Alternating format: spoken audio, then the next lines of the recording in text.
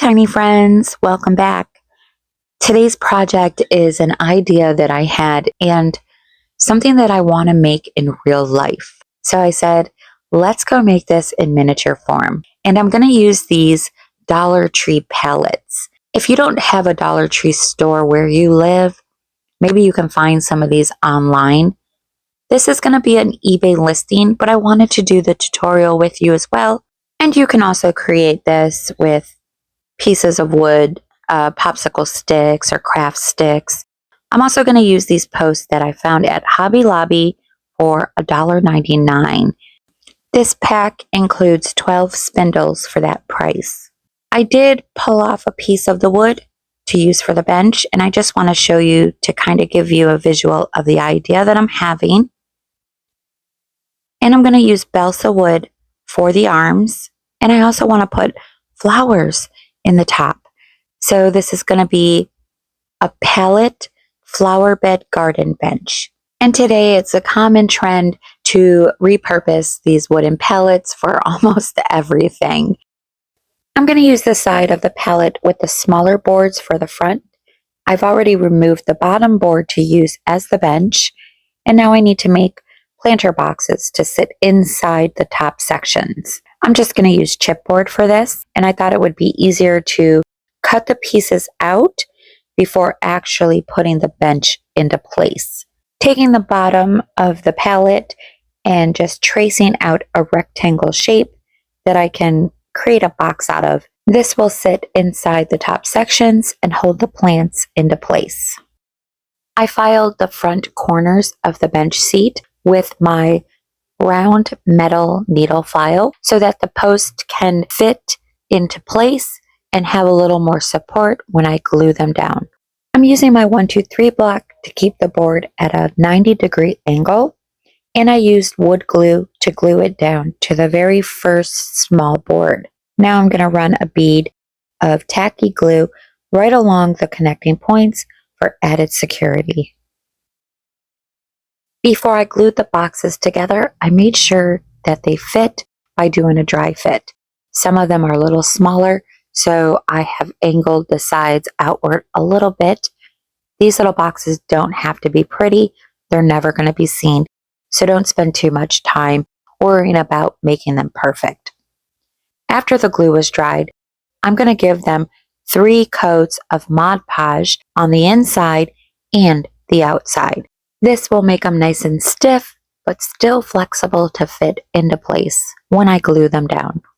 I'm adding tacky glue all around the inside of the opening, and I'll use a toothpick to just spread it around.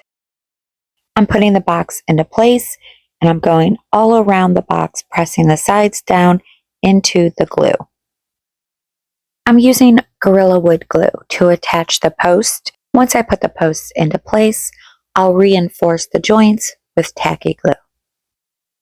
To give the post more support, I'm going to use the wood stick from my skinny cotton stick to create support bars. After I use one of these cotton sticks, I don't like to throw it away because the wood stick is a great supply for several of my projects. I'm using my flat needle file to taper one end of the wooden stick so that it can rest comfortably against the post.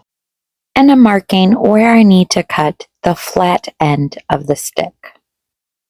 I used my craft knife to cut it down, and now I'm using wood glue to glue it into place. I'm cleaning up all the excess wood glue, and I'm going in behind it with tacky glue to reinforce all of the connecting points. The wood glue coupled with the tacky glue makes a super bond, and now this structure is pretty secured and strong. But I had this feeling that something was missing, and I almost forgot to add the arms. I'm using the fine grit side of my sanding block to sand off the sharp corners and give them a softer curve. Balsa wood is a very soft wood, so no need for hard grit sanding. You really need to use a fine grit on the balsa wood.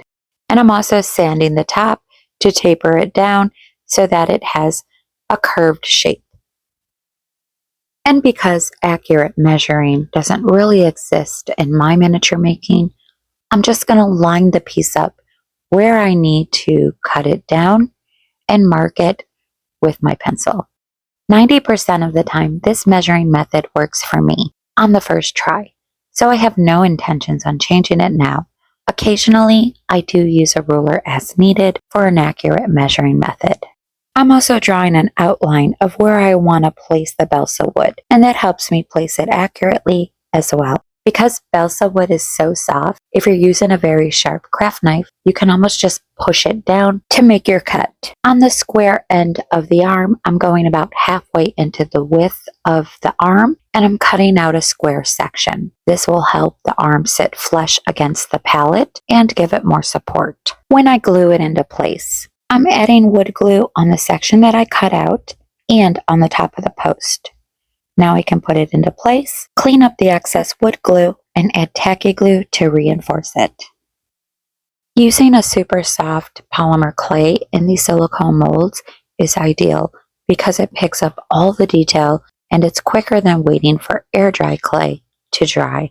You can make duplicates of the same mold to bake all at the same time just by popping the mold into the freezer for a few minutes and letting the clay harden.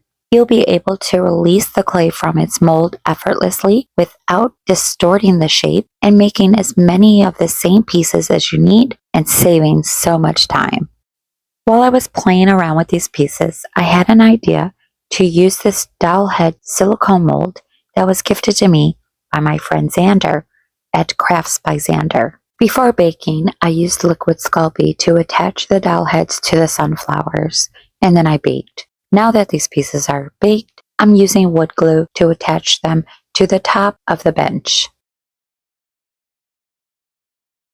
My go-to glues for this project are Gorilla Wood Glue and Aleene's Tacky Glue. Together they make a power duo. The little bottle has tacky glue in it for finer applications. For the first bench, I gave it a base coat of brown chalk paint, and now I'm dry brushing the whole bench with white acrylic paint to give it more of a rustic look. For the second bench, I also gave it a base coat of brown chalk paint, and then I gave it a solid coat of celery chalk paint. I thought that if I did this and then sanded down the celery chalk paint, the brown would show through and I would have a more natural rustic look. But the chalk paint was so stubborn and I tried several different sanding tools and still did not get the results that I was looking for. I could have saved the excess layer of paint and a lot of time if I had just manually added the dry brush of brown paint like I did with the first bench. For the third bench, I painted it with a wash of watered down black acrylic paint. I added some detail to the wood and sanded it down to make it look more weathered. And now I'm dry brushing the whole piece with a light gray acrylic paint. My benches are now ready to be dressed with accessories. I purchased this single 3D printed watering can for just over $1 each off of Temu, along with a bag of 15 metal garden shovel charms for just over $1. I don't want these garden shovels to look like charms, so I'm cutting off the metal rings with my flush cutters. I'm using a 180 grit nail file used for acrylic nails to file down the sharp cuts. I'm going to paint the shovel handles with this campground green from Craftsmart. It's going to take about 2 or 3 layers to cover them completely, so I let each layer dry in between. Now that the handles are dried, I gave them 2 coats of matte varnish by DuraClear. I'm also going to add that varnish to the shovel heads. I'm going to let them dry and add 1 more layer. I thought I was filming this next step, but my camera wasn't on. I gave the shovel heads a layer of antique wax, and I went a little heavier towards the bottom near the handle. Now that the antique wax is dry, I'm going in and sporadically adding a generous amount of Mod Podge. I'm going to use some real dirt and sprinkle it onto the Mod Podge while it's still wet.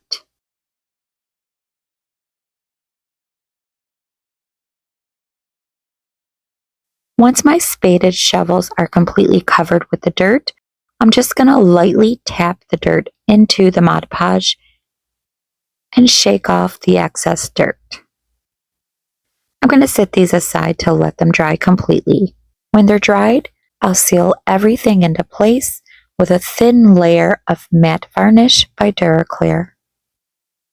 I went ahead and gave 2 of these watering cans 2 layers of paint. I used a lime green and a powder blue, and I just love these 2 colors. Now I'm going to take my liquid chrome paint pen and just paint all the gray pieces to give them more of a metal look.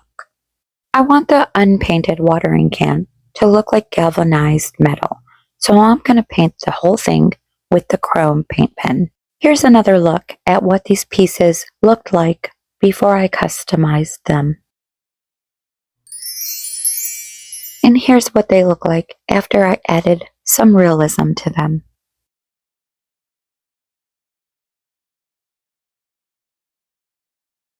The seed packs are just little printies that I made. After the paint was dried on the watering cans, I used black acrylic paint to add detail to the silver watering spout, and I used a fine tip black Sharpie marker to add detail to the sprinkling caps. I also used brown chalk pastel to add a little bit of aging. I finished it off with 2 coats of matte varnish by DuraClear. And here's the final results of the before and after.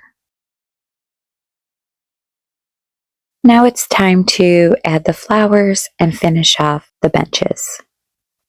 I purchased these flowers off of Temu. They're not plastic and they're not paper.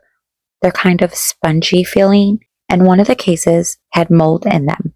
So if you purchase these off of Temu, just double check your flowers. But I really love using these types of flowers and plants and greenery because they look more realistic than plastic does. Most of the time, these pieces are self-adhesive and very sticky on the bottom, but I'm going to add a generous amount of tacky glue for added security to ensure that they don't come off very easily.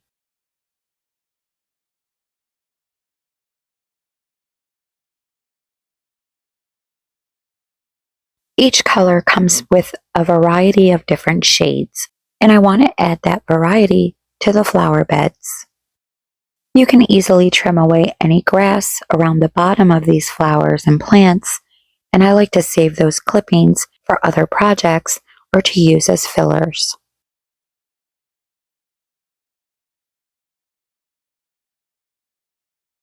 Some of these flowers have buds that aren't in full bloom yet, so I'm adding those as well for a little more realism. I'm also clipping off some leaves from this plastic plant to add different textures and plants growing in the flower beds. I'm also going to add some of this fun, springy, stretchy, climbing vine plant. This is some sort of fabric, and it's kind of like staticky, so it sticks to my fingers and a little finicky to work with. But I'm taking one string, cutting it in half, and folding it over to have 4 vines.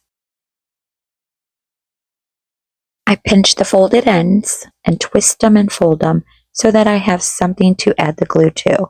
Once I get it into place, I'll arrange it and add tiny beads of glue to hold the vines down and keep them from springing up. This plant reminds me of Creeping Jenny, which is growing on my porch, so I love adding it, and it's super fun. I'm also using a variety of dried flowers for added color and texture. I'm just cutting off a few sprigs from the branch and gluing them into place. Planting a selected variety of different flowers and plants with different textures really helps your flower box look more natural. I really love the selection of flowers and plants that I chose to grow in this garden bench.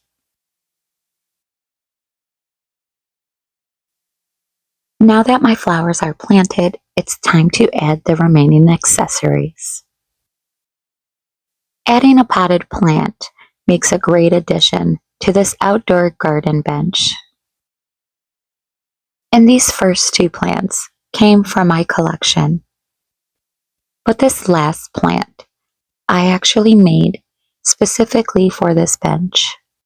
I cleaned up any excess glue, and now it's time to finish adding the rest of the accessories.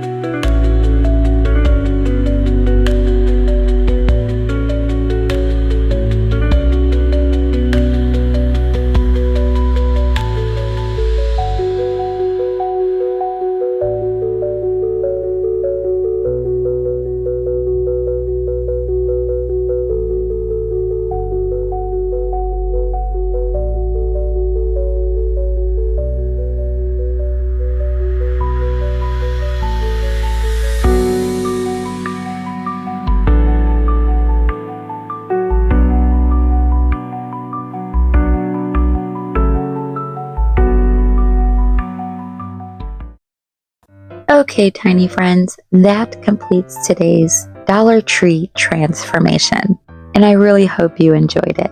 This was a pretty simple DIY to put together, and it was absolutely so much fun to create. Let me know in the comments below what you think about it, and I hope you were inspired enough to create one of your own. As always, I like to thank you for watching, and welcome to all my new subscribers. I truly appreciate all of your support. Until next time, tiny friends, I hope you all have a lovely day, and I will see you all on the mini side.